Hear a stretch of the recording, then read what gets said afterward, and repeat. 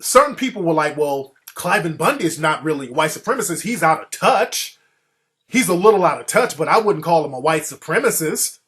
Now, now Donald Sterling is a white supremacist. Now, a lot of the white supremacists don't mind throwing Donald Sterling under the bus because he's Jewish. So they have a whole thing about Jewish people too.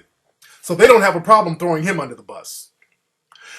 But I say this, Cliven Bundy is more dangerous than Donald Sterling.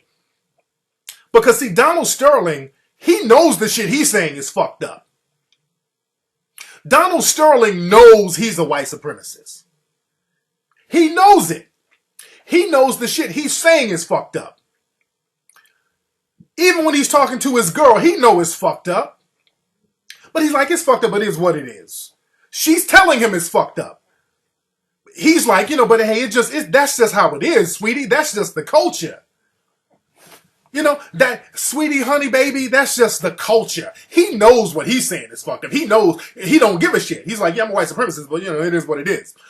Cliven Bundy, he doesn't even realize how much of a white supremacist he is. It's like in his subconscious mind.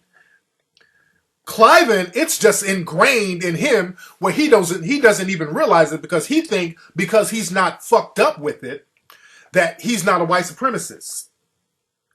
That's the thing with Cliven. Cliven is like, no, I got colored friends. I'm cool with the niggers. It's that type of racism where he don't even think he's being racist because he's a nice guy. See, the thing is, white supremacy is not always about aggression. It ain't all about smacking people up and beating them up and calling them names. That's not all white supremacy is about. White supremacy is a theory and practice where you internalize a thought pattern that you are superior over black people. And that can be subtle, it can be aggressive, it can be more direct, it can be passive.